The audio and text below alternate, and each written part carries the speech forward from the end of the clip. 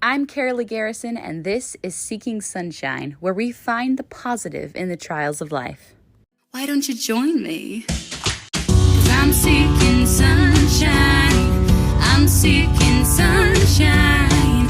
I'm seeking sunshine. Oh, oh. I'm seeking sunshine. I'm seeking sunshine. I'm seeking sunshine. I'm seeking sunshine. If you like this song, this is the acoustic version of Seeking Sunshine that is an exclusive just for my email list, which you can go get at KaraleighGarrison.com. Just hit subscribe, and then you will get an email that will send you to a place where you can go download the song and have it all for yourself for free. So go check that out. Welcome back to the Seeking Sunshine podcast. I am so thrilled that you are here, and I'm just so thankful for your support of this endeavor. If you have a story to tell, will you please send me a message? Because I would love to have you on my podcast.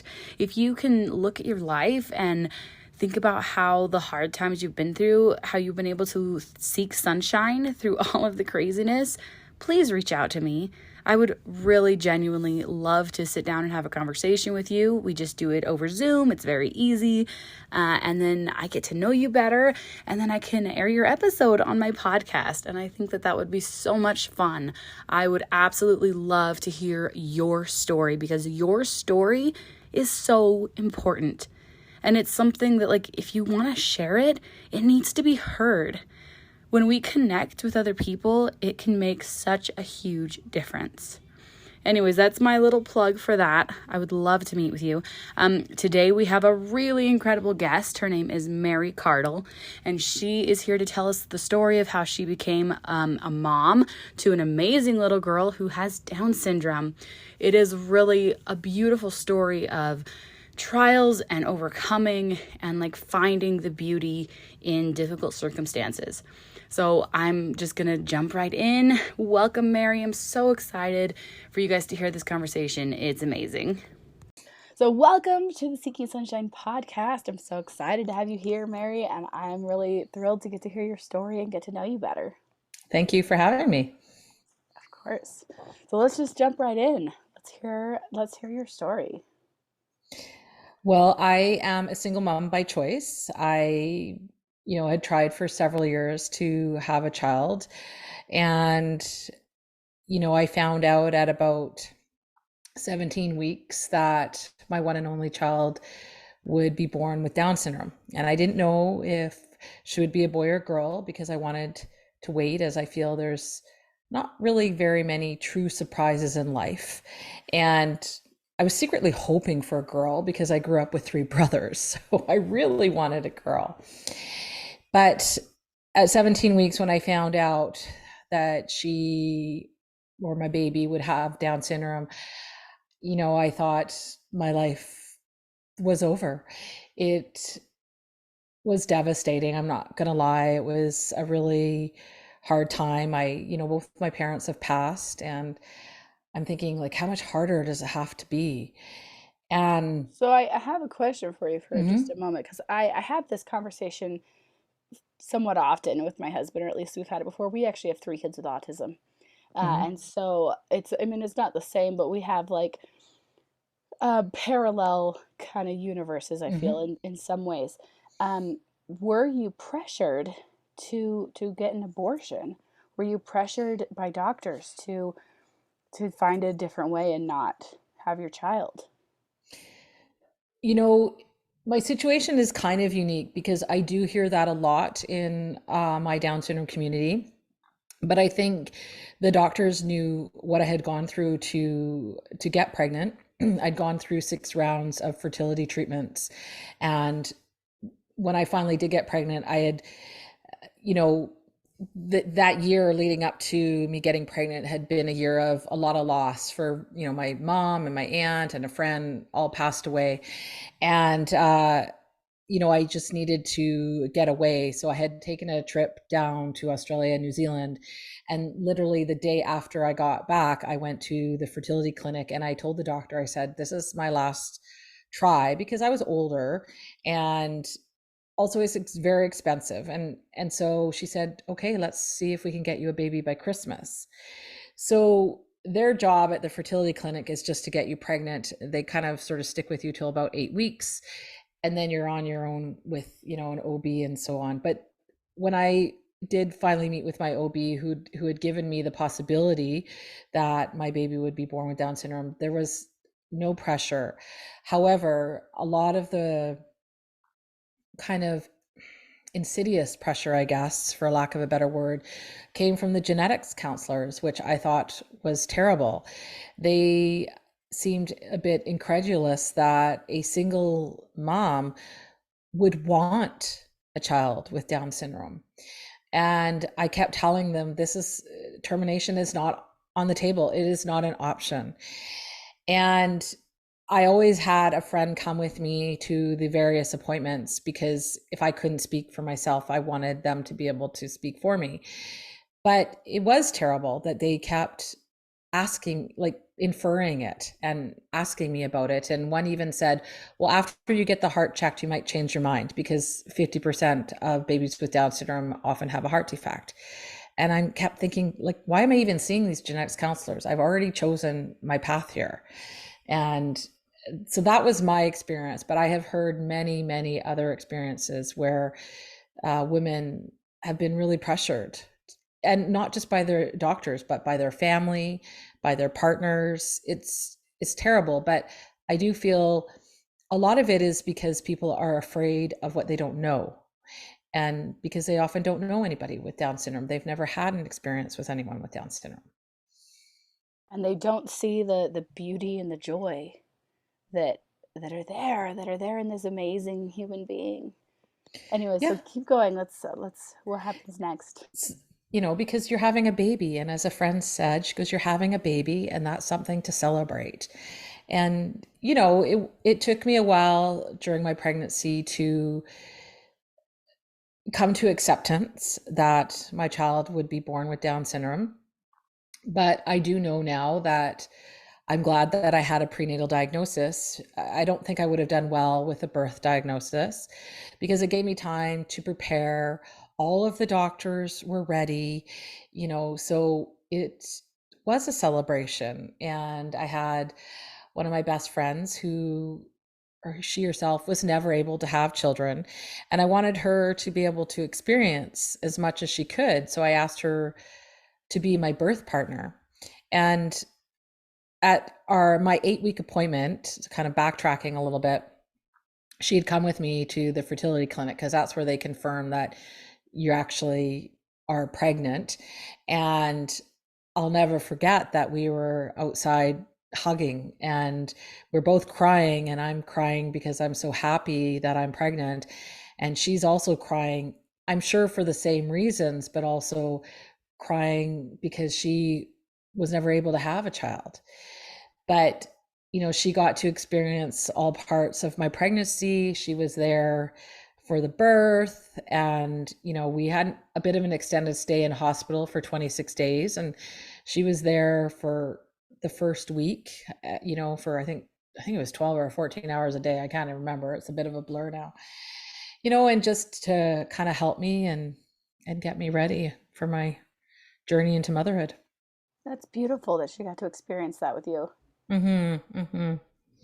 Most definitely. Because that whole process is so there's just so many emotions that kind of go into that, you know. Mhm. and, Yeah. and and you had extras, because of Mhm. your struggle to get there, like, so you had all of this like relief but also anxiety and also like just all of the things all kind of balled up into one is sort of what I think of when I think of pregnancy. It's just sort of everything, and you just have to Mhm. kind of figure out how to keep going when you're being pulled in a million directions.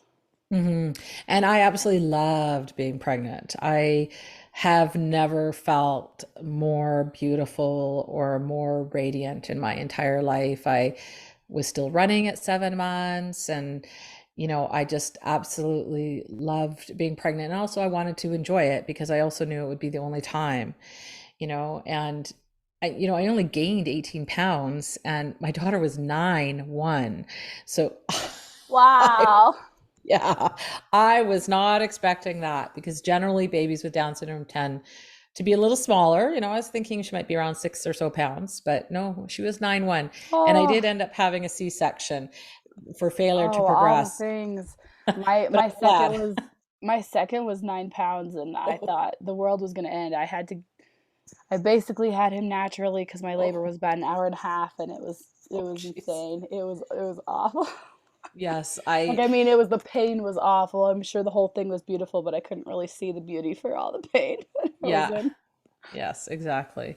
Yeah, no, when they said she was 9'1", I immediately thought, thank God I had a C-section. So, yeah. And, my recovery was actually very good. And we were in the hospital for about 26 days. Uh, Eventually, they could never really figure out why, but it just came down to low oxygen saturation levels that they felt were caused by her being a big baby. And babies with Down syndrome um, are low tone, and she didn't get the opportunity to really push out those excess fluids. So, but she's healthy now, and life's good. Yay, Yeah, awesome.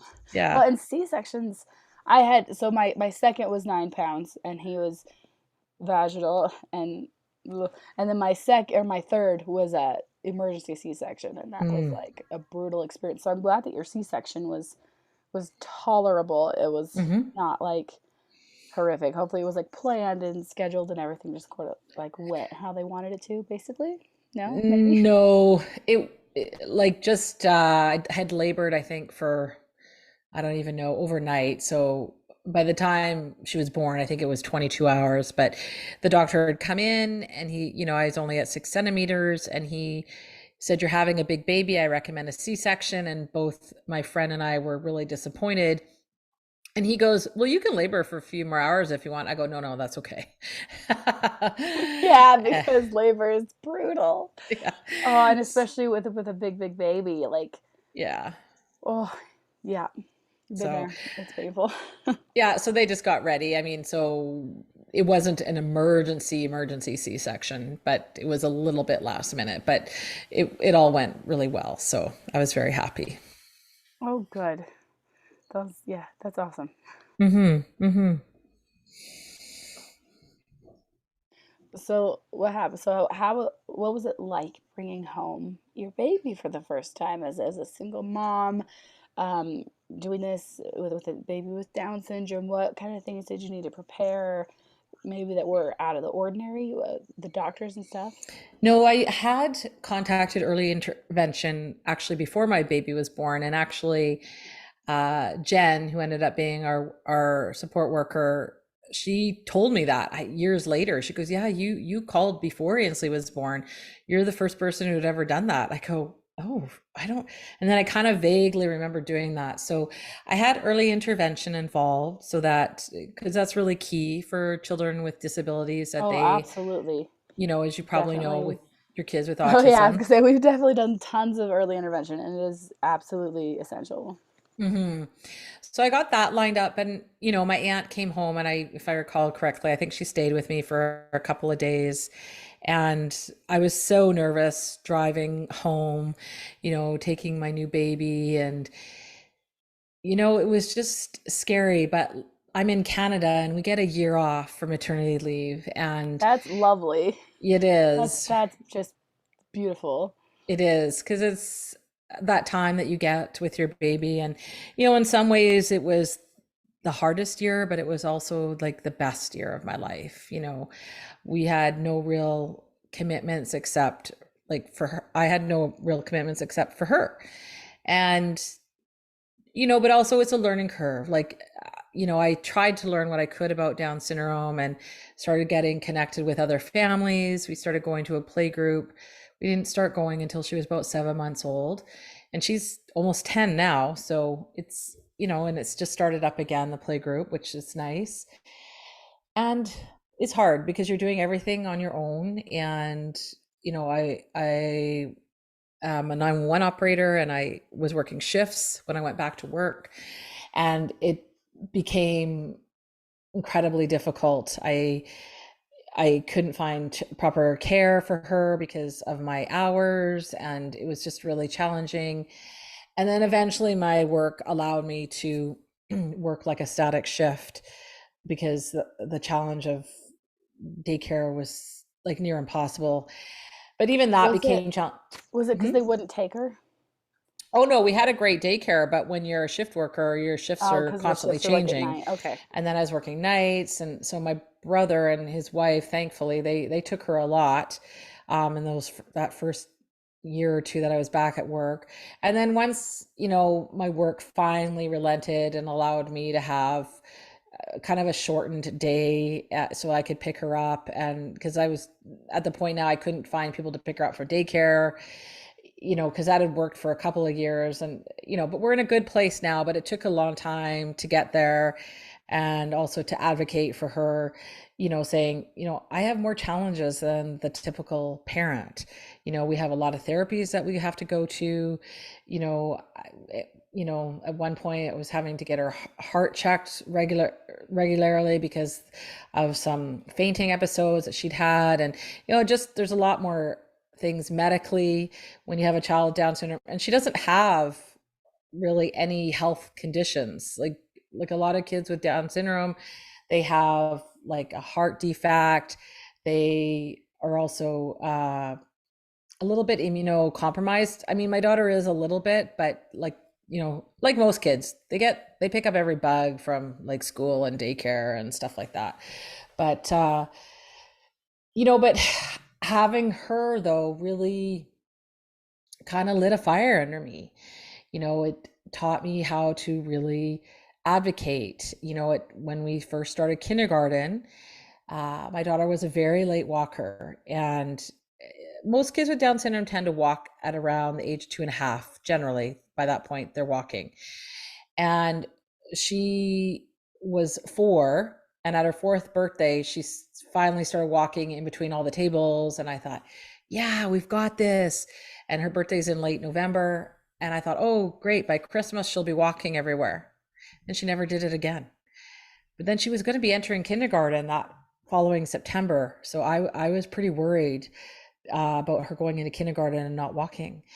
And so I contacted Jen, who was our early intervention worker, and she got us into an amazing physio. And I remember the day that we were to go, it was snowing, and I didn't have snow tires, and I really didn't feel comfortable driving there. And she goes, "Don't worry, Mary, I'll come and get you." I mean, who does that on a Saturday afternoon? She's got her That's own family. amazing. Yeah. Yeah. And she took us to see Brenda. And Brenda promised me that day, she goes, Ainsley's going to walk. And I just started crying because I had wanted it so bad. For an entire year prior to that, we would practice every single night, like walking up and down the hallways of my building, up and down the stairs. I mean, she could walk, but she would never do it on her own. And it was a true mental and emotional killer. And so I took her to see Brenda 3 weeks later. Ainsley was walking. Oh, it's amazing. I Yeah. love it. I love stories like this. I relate to this so much. Like parenting special needs children is like unless you're in that world, like you really Mm-hmm. like it's really hard to understand, but like it's not just like early intervention, but it's speech therapy and occupational therapy and physical therapy and like Mm-hmm. play therapy and like floor time and all the different kinds of like therapies, and you want the best for your kids, but it's like really emotionally and mentally taxing to like keep track of it all, especially if you have to work and you have to like Mm-hmm. try to figure that out. Like I can totally see how that felt really impossible Mm-hmm. for like so long, because I'm married and I have my husband, and he's been disabled for the last decade. So for most of the early intervention stuff, he just actually recently was able to get a job, and we're finally kind of getting back up there and getting out of like this decade long like poverty hole we've been in, and that's its own like miracle. But like if there hadn't been both of us, like I don't know what we would have done. Like it took two of us to be there, one at home with the baby and one at therapy and one at doing this, and like there's just so many things. And even with like my kids in school, it's like there's constantly like I'm having to go to someone's school for something. Today my son is homesick. like Yeah. like it's just there's always something, like it's always unexpected, and it's just quite the roller coaster. And Hmm. so like doing that on your own, like, and trying to work, I can only imagine like how there just must have been times where you just felt like giving up, like this is hopeless, like what are you supposed to do? And then it's like you can't give up because she's everything. You Hmm. can't give up. Yeah, and I remember when my daughter Ainsley was a baby, and a dear friend from work who was part of my village when I was pregnant and had come to some appointments with me, and she said, sometimes it's just day by day, hour by hour, or even 5 minutes by 5 minutes. And that has always stuck with me because when I'm having a really hard day, I go, you know what, tomorrow it won't be this way. It won't be as hard. And in the moment, if it's really hard, I go, okay, I just need 5 minutes. And I I found that love that, that. yeah, That's beautiful. just to get through, because it is hard, having a child with some extra needs, and because she also has the dual diagnosis of autism, like your children. And, so that brings a lot of its own challenges. I wouldn't say her autism is severe in She's her. high functioning. Which I Well, think you, I mean, I guess, and that term is like, some I don't people really like it like and that some term. people don't. Yeah, I know. Well, on the autism scale, I like, she doesn't have a lot of behavioral issues. She transitions really well. She has some speech, but definitely her autism impacts her way more than her having Down syndrome. Like if it was, Interesting. yeah, oh yeah, it very, and I think every parent who has that dual diagnosis will tell you the same. If it was just Down syndrome, big deal. But I also look at parents who do have a child with that same dual diagnosis, and it's very different. Like I can take Ainsley places. She, will transition well. I mean, I read stories where people can't get their child out of the car for half an hour, or Mine's a runner. Mine would jump before I could even put the car in park. He'd be out the front door opening somebody's van door through the parking lot. So yeah, yeah, I yeah, mean, I have three on the spectrum, and yeah, what's really incredible is that they are all so different. And different. then certainly that is true of kids who have this dual diagnosis. Like Oh, they're for just sure. all so unique, and they're all their own people.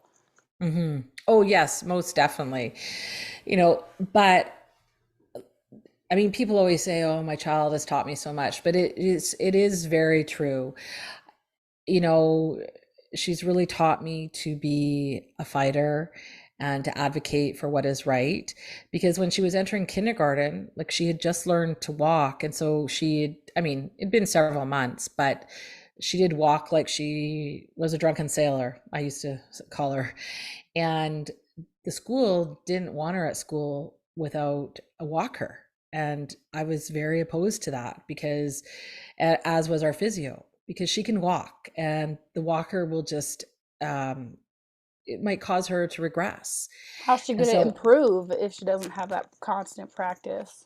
exactly. And I mean, looking back, I do see that there's other things at play because they're worried about her EA, her support worker at school, like injuring themselves if they're having to support her, things like that. But I was really mad because she was only able to go half days, and then she wouldn't be allowed to go full days unless they brought in the walker.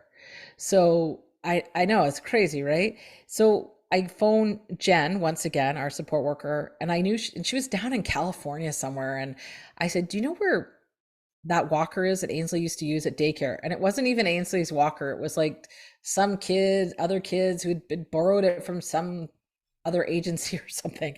And she goes, "Yeah." And she phoned me back like half an hour later. She goes, "It'll be there at the school tomorrow." So I went Oh, that's back to the awesome. school and I said, "Ainsley will have her walker here tomorrow, and I expect her to go full time." And they go, "Oh no, wait. We have to train on the walker." And What? yeah, exactly. Ah, I was livid. And oh so, man. and this is our introduction to kindergarten. This isn't Yeah. how I wanted it to be. I ended up calling the school board, Yeah. and then the media had gotten wind of the story, because and I said, look, the school board called me and said, well, no one's going to call you back about this hour. I can't. It was later in the day. I said, well, just so you know, the media has gotten wind of the story. I never contacted them, which is the truth. I never did. And then immediately, people were calling me. They had a special meeting.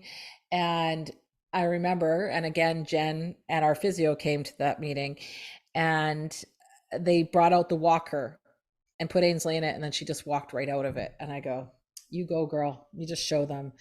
And so then that was a Woohoo. kind of short lived, with the walker. And Yeah, but like fighting the system mhm, is like I have my oldest and my youngest. They are 12 and 8, and I consider them like high functioning. They're very verbal. It's mostly like social and executive functioning kind of mhm, struggles. But then my middle son, who's 11, is severely autistic. He was nonverbal for a long time, and he's still really hard to understand. But he was diagnosed with type 1 diabetes actually 4 years ago today. oh, wow. And it's been really interesting to see other people in that world of how they've had to fight the system to like let their kids just like deal with this disease. And like I'm sitting here like I feel like in a really weird way that I've been super blessed that he was already in a severe classroom, a contained classroom where I taught his teacher what to do, and she did it Mhm, because there was always somebody there because he's already severely autistic and like needed that constant supervision. So it's really interesting to me. Like I see so many people fighting for these accommodations that mhm, are like essential, and like people just don't understand.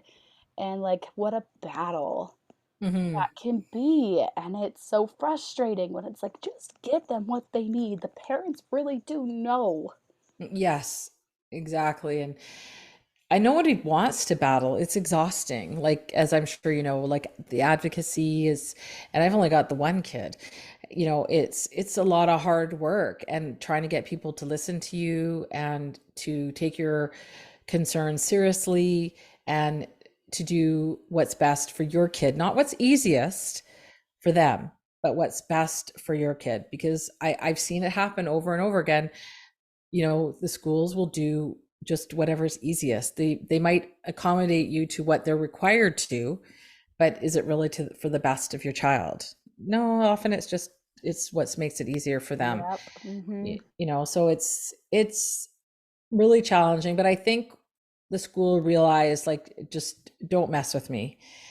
I will fight you, and I'm not afraid to call the school board, and I will be loud and proud, and I will advocate for my daughter for whatever she needs and in whatever way I can. And Yes. and Yes. it's hard for some parents to do that, but you have to do it. You have to get out of your comfort zone, and you have to do that for your kid. Because if you don't ever say anything, they think things are fine. Yep. So, Absolutely. mhm. So she's in kindergarten, and you guys are struggling to get that. And it eventually ended up working. She was able to get these accommodations met. Yes, eventually the walker just kind of disappeared. I can't even remember how long she had it for, and then where she could be in full time in the classroom. So it was definitely a struggle in the beginning, but we had a wonderful EA at that time, and she was with Ainsley for 4 years, so it was great. They had a great relationship.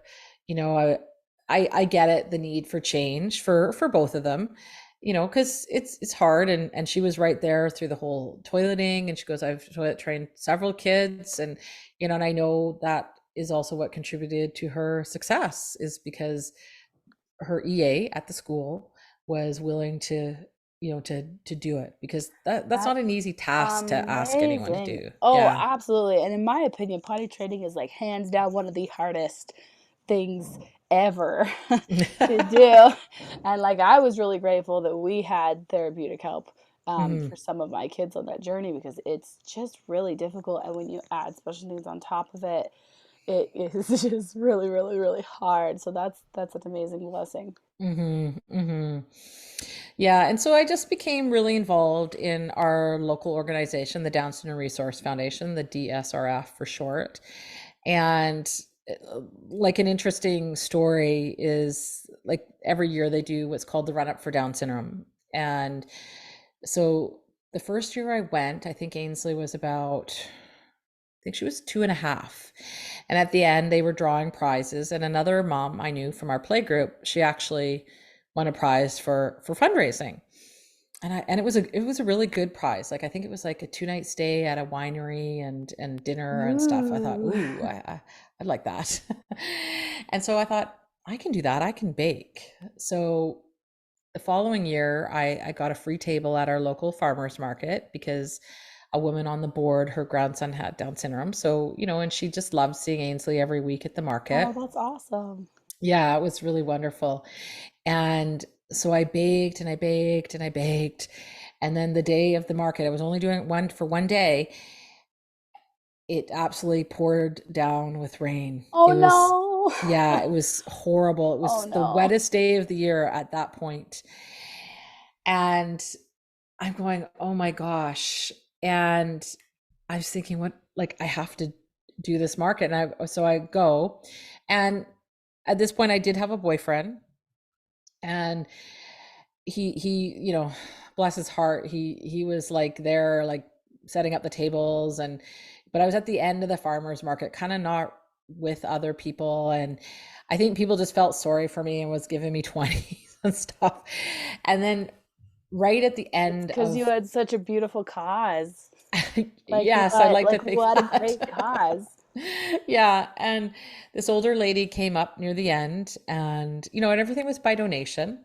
I just sort of asked for about $2 a cookie because 100% of everything was going to the DSRF. Which I And have so to this, say, that's like awesome that you like did that because like baking is hard work and that takes so much time and like all that energy and love to put into mhm, that. mhm. That's beautiful. Thank you. Yeah, and I love to bake. And this lady, she said, I want four of everything and put them in separate bags. And I thought, okay, I might get $20, right? And we chatted a little bit, and she handed me two $50 bills. And I said, I started to cry actually. I said, they're just some cookies. That's a lot. And she goes, what you're doing is important. And she asked for my email, and I didn't think much of it. And so 2 days later, we were at the DSRF for our speech appointment. And they all knew that I was having a table at the farmers market, and, that I'd been baking my heart out. And the executive director came out and said, oh, Mary, I'd just like to thank you for your donation. I'm thinking, I haven't made it yet. And I only made about $500, and I hadn't told anyone yet. And then she kind of Which, looked at, first of all, that's like a lot of money. yeah. Like you're like I only made, and I'm like, dude, I tried to do a charity event once, and I think I made like $120, and I put like months of work into it. So like, Oh, you getting like that's a lot of money. Like that's yeah. a Well, now huge. I think, yeah, it is. Yeah. And she looked at me and she says, you don't know, do you? And I said, no, what? And she said, well, the lady that you met at the market, she just made a $5,000 donation to your team. What? That's incredible. Yes. And That's we amazing. were all crying. I go, like, are you serious? Like, I don't know this lady. We just talked for a couple of minutes, and I was stunned. And, she wanted to be anonymous. And I mean, I know her name is Joan. And so I sent her a nice, a card later and a thank you. And she said, you really struck a chord with me. And then, so I would have cookies sent to her every Christmas at her workplace to, Oh, that's just because lovely. she meant so much to me. And then the following year, uh, I had a story published in a book called Gifts, and it was the anniversary edition of the book, and it is a compilation of short stories of moms of children with Down syndrome. And for the 10th anniversary, they were looking obviously for 10 new stories. And so I thought, I have a unique story, I'm gonna share it, and mine was picked. And so World Down Syndrome Day is on March 21st every year, and the book had just come out about a month prior, and I sent a copy to Joan on that day along with some cookies. And, I said, I know you like to be private, but I just wanted to share this with you. And I had bookmarked my story because I don't know if she really knew my story. And then that day, I found out that she'd made another $5,000 donation to our team Oh, for the that's Run Up for Down syndrome. incredible. Yeah, isn't it? That's Like, amazing. who gives somebody, a stranger, literally $10,000? You know, Angels. exact. Just Oh, I mean, just 100%. angels like You know, and I don't know if she has any connection to Down syndrome or anything like that. I mean, she's since passed away, unfortunately, but you so just I'll never know you if there just was some kind never of, know. You yeah. never know the impact you're going to make. You never know, like, you're just like bright shining light at that farmer's market, like just spoke to her. And Hmm. like just it's just incredible. Yeah, and I think I really learned from that experience was just always be kind to people. You don't know what impact you're going to make on somebody. You don't know what they're feeling or what they're thinking, and just always be kind because kindness doesn't cost anything. Absolutely. Hmm. Absolutely. When you have that like sunshine coming out of you, like other people see it and they Hmm. gravitate towards it, and it can be life changing. Oh, 100%. For me, it was literally life changing. Like, knowing that a complete stranger had just faith in me and really uplifted me and just meant so much to me. And, and that she could give so generously. And she said, giving money is easy. What you're doing is difficult. So I've always remembered that. That's so beautiful. Hmm. That's so beautiful. So keep going with your story. Tell us what happens next. Well, I guess when Ainsley was about 5.5 is when I got her diagnosis of autism. And it was very How was that? devastating. I was gonna say that was I Oh, it was horrible. It was almost as bad as getting the diagnosis of Down syndrome. Like, except for you had no like preparation period. It's just like I we'd mean gone, surely like you suspected something for a little while and like then maybe and then had that her tested or whatever because that's mhm. what we did. But like that diagnosis is really heart wrenching. It's Oh, it really was terrible. Like, when we'd gone to the OB, when I'd gone to the OB and she told me I had a 1 in 5 chance that my child would have Down syndrome, at that moment, I just knew. I go, I just know that she's going to have Down syndrome. mother's intuition. Right. And then when I went for her heart echocardiogram at 20 weeks, I know, I go, I think her heart's going to be fine. Like, I just knew. I don't know how I knew. And then, so it Mother's wasn't, intuition. yeah, It's so that it wasn't a total surprise what I found out over the phone, is how I found out that she had Down syndrome. I actually missed the call and I called back, and they told me she had Down syndrome, and I don't remember what I said. I think I thanked the lady and hung up the phone.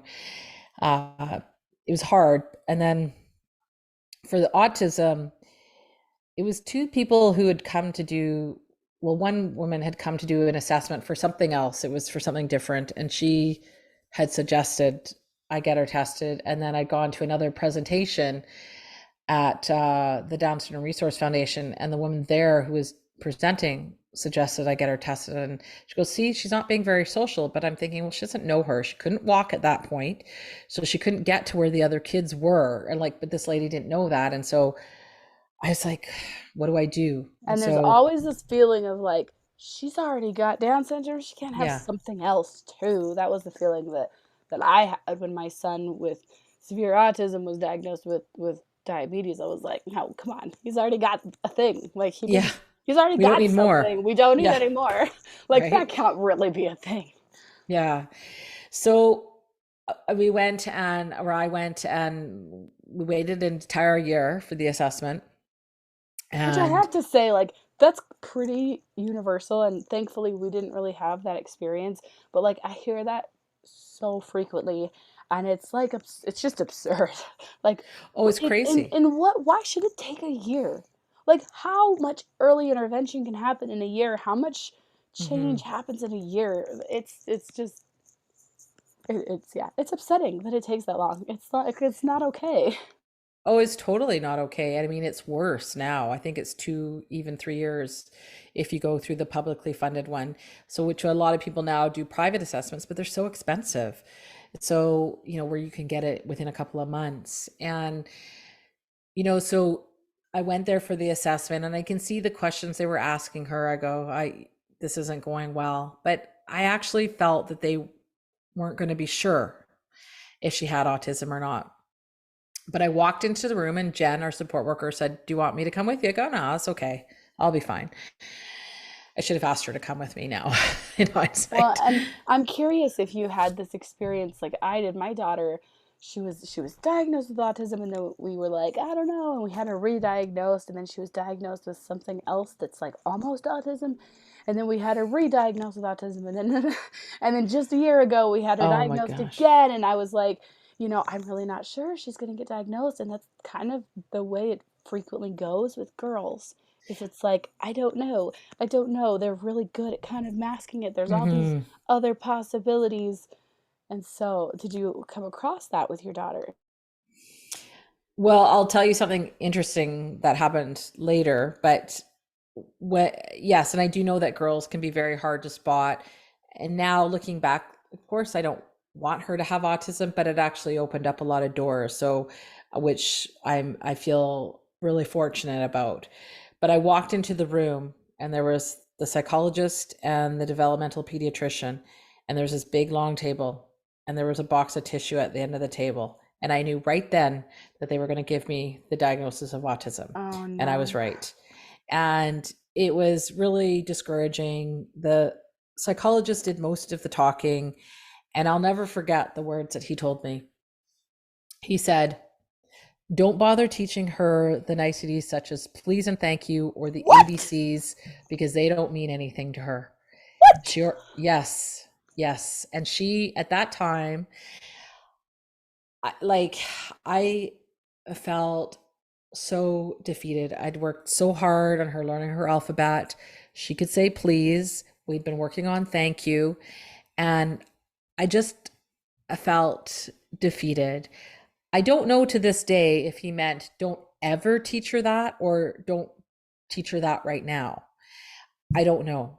So one thing that is just true across the board and that like needs to just be kind of maybe forced into some people's minds because they don't get it yet.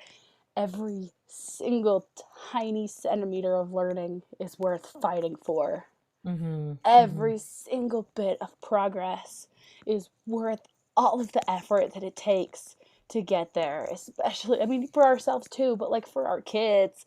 Like, Mm-hmm. it is worth, like, because you might look at this life and be like, okay, here's all these therapies and all this expense and all of these things. And like, is it really worth it if your kid is still going to be, severely disabled when they grow up? And it's like, yes, Mm-hmm. it is Mm-hmm. worth it. It is worth every single thing for even the tiniest bit of progress.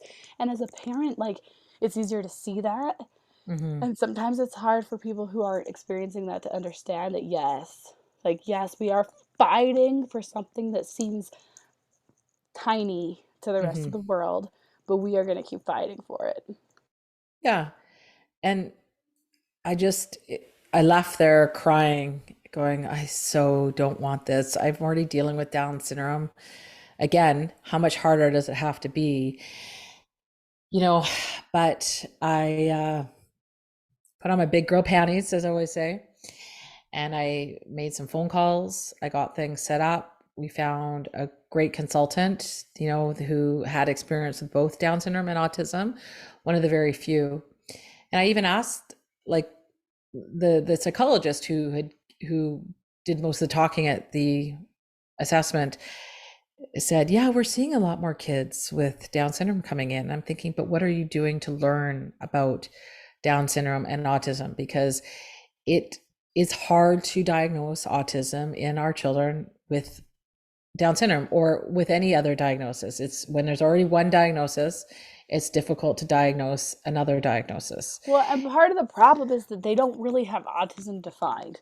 Autism is like this, oh, it's this Mm-hmm. broad spectrum. Like the definition of autism is still not clear to Mm-hmm. like anybody, like even the people who are diagnosing it. Like it overlaps with all of these other, OCD and anxiety Yeah. and like all of these things, and you're like, so how does this like, and yet they still don't know, and yet it's we're diagnosing it all the time, but we still Mm-hmm. don't have like a super clear picture of it.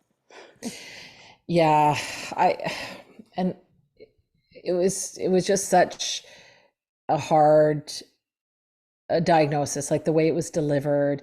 They, gave her such a low cognitive age and said it was very severe, you know, and then which months. takes sorry which takes the growth aspect out of it, and you're like, you have no idea what this child will be able to do in the future. You cannot look Hmm. at this child where they are at now and predict how much growth they're going to have, because it's probably going to blow you away.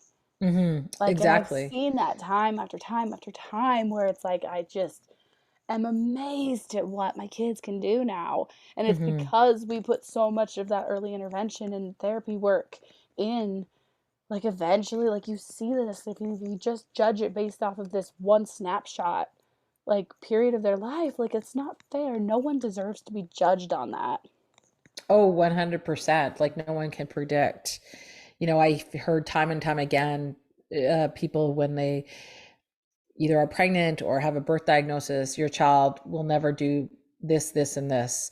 And you can't say that to anybody because you don't know. Nobody has a crystal ball. You don't know. And I think it's unfair. And I just left that appointment feeling just so beaten down as a parent. And then months later, I was talking with my friend Jen, our support worker, and she said, I've been thinking a lot about this. You know how when Ainsley ever gets like a new therapist or somebody new working with her, how she plays them? I said, yeah. She goes, I think that's what happened at the autism assessment. And I go, oh, I can't believe I never thought of that. And I'm not downplaying the fact that she has autism or that she has that diagnosis, but I realized that's exactly what happened at that assessment. She she was playing with them and they didn't know it. You know, I agree that she had, Nobody, no one knows your kid like you do. yeah. Like, And they so, certainly do not. yeah. So I mean, yes, I accept that she has autism. Yes, she does have autism, and she has the traits of it for sure. But when I realized that, it just kind of gave me more clarity, okay, like, they're saying it's like severe and, probably really had no hope for her, but she's doing okay. I mean, I'm not going to say it's easy. It's not. Raising humans is not easy. But then when you throw in Amen. other Like, raising humans is never not ever easy, easy. yeah. But But when you throw in other diagnoses, it's harder for sure. But well, and what I've come to learn is like, yeah, that diagnosis stings. And like when I mm, first was diagnosed, I cried mhm, so much because it was all new to me and I didn't really understand. And by the time I got to my third, I was begging for that diagnosis because I know that it's a mhm, tool. It's just a box to check on like the insurance form, and it just opens yeah. doors.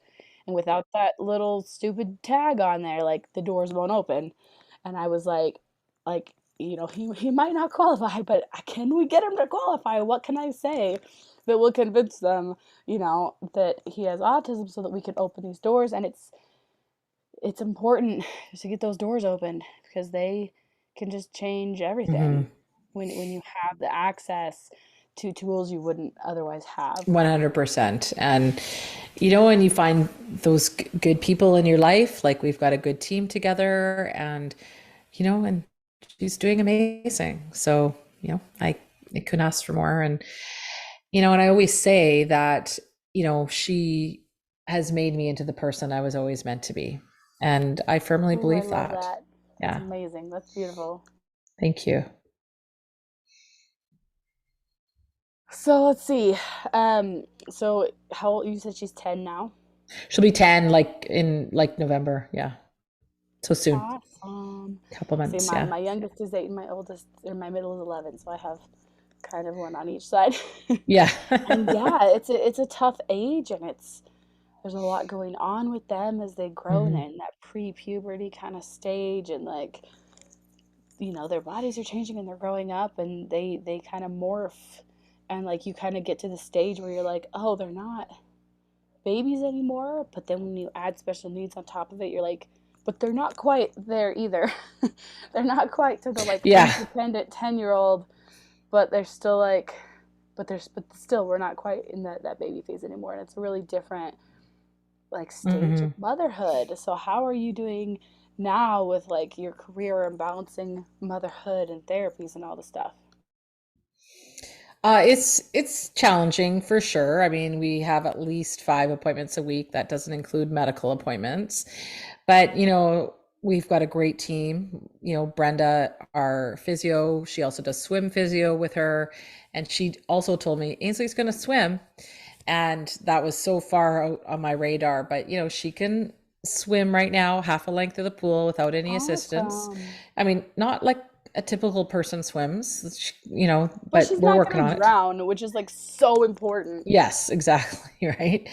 And getting a good team in place is really important. And I did meet a lovely man who totally accepts and loves her. He was not afraid of her having Down syndrome. He doesn't even really remember the conversation when I told him. I was terrified because I thought, oh, is that going to be it? And I told him, and he didn't even blink.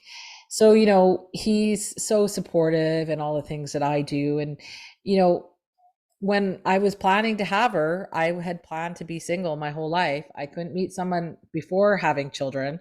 So now that I had a child and then the child with special needs, I certainly wasn't expecting to meet somebody and to meet somebody who would love my child. Like they absolutely love and adore each other. And I went to pick her up from daycare the other day, and she's sitting on the grass, and they're saying, oh, who's that? She kind of looks at me and just goes back to whatever she's doing.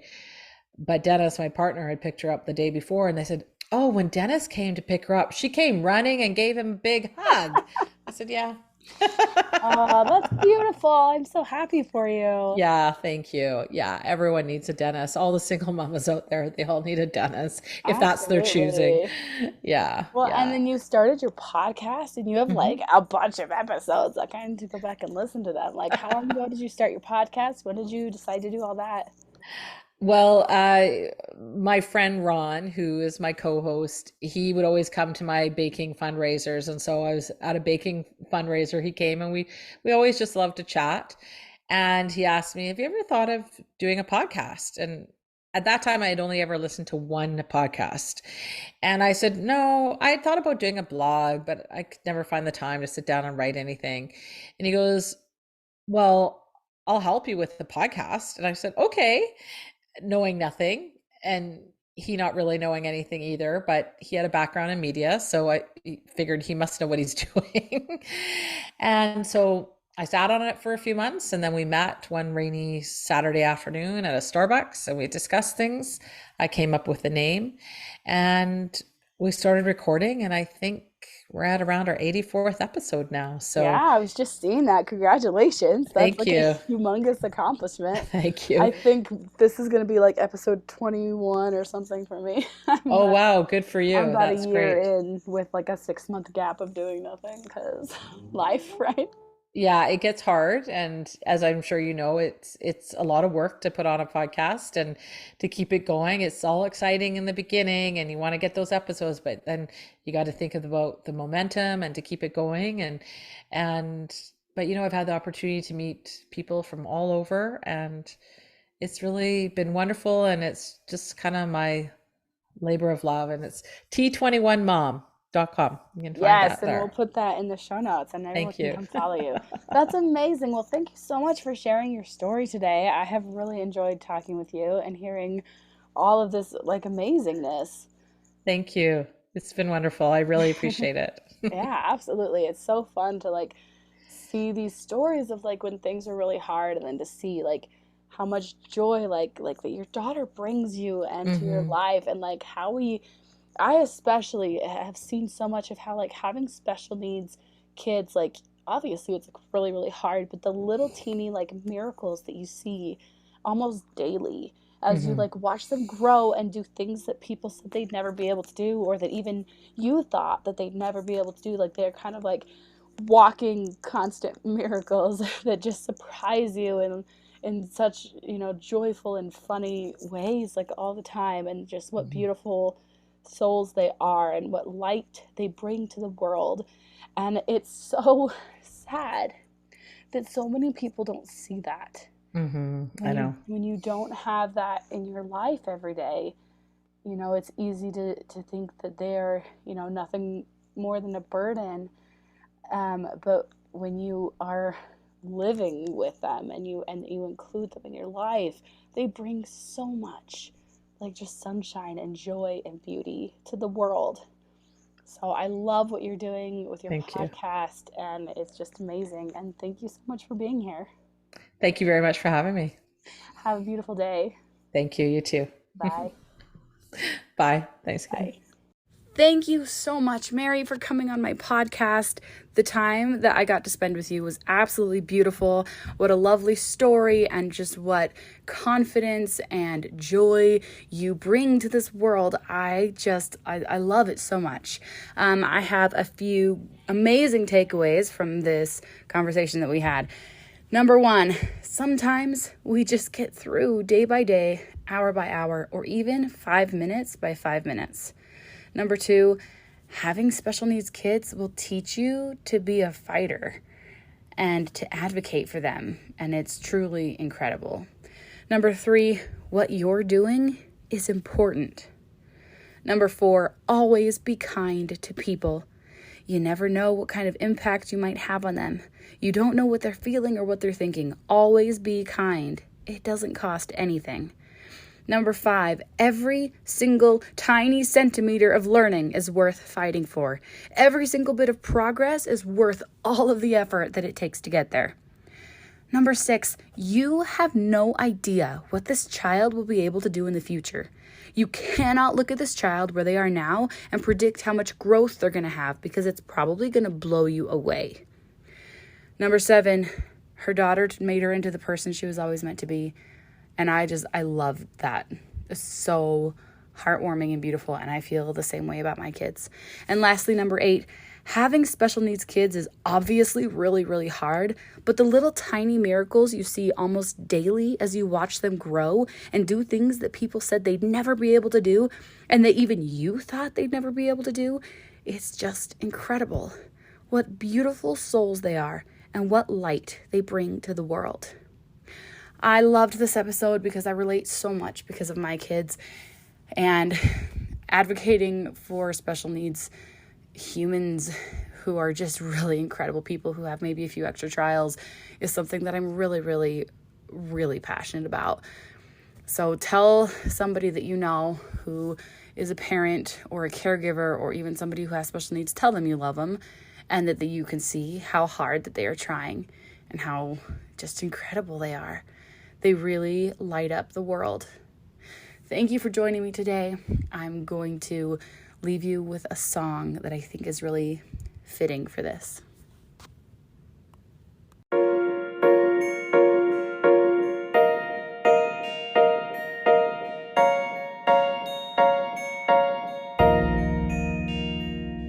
I heard it would be worth it, but still I hesitate. So many just enjoy the ride. but that's not how I feel inside. Up, down, just wanna touch the ground. Up, down, I don't feel safe or sound. Going against gravity. Is this how life is supposed to be? I've got to learn how to let go, but I cannot help but fight for control on this roller coaster. This roller coaster. Forcefully it's pulling, constraining violently. So long I felt the pain, wondered if I'm going insane.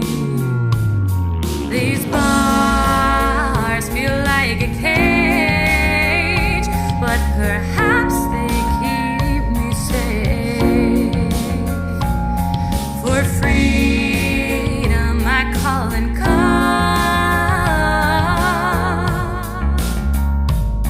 but with it I would fall. Up, down, just wanna touch the ground. Up, down, I don't feel safe or sound. Going against gravity. Is this how life is supposed to be?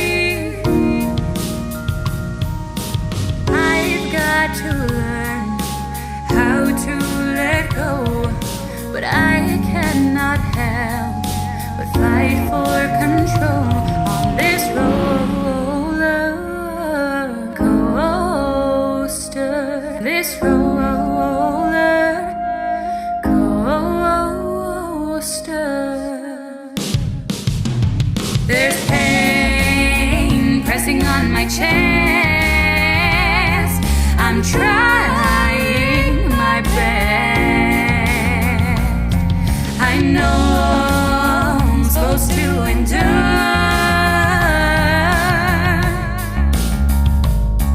but how I'm not quite sure.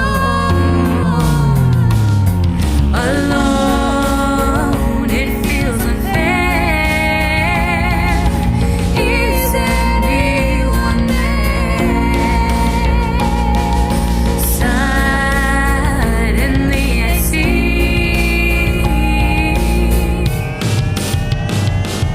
the one who rides with me. Up, down, just wanna touch the ground. Up, down, I don't feel safe or sound. Going against gravity. Is this how life is supposed to be? I've got to learn how to let go, but I cannot help fight for control on this roller coaster. On this roller coaster.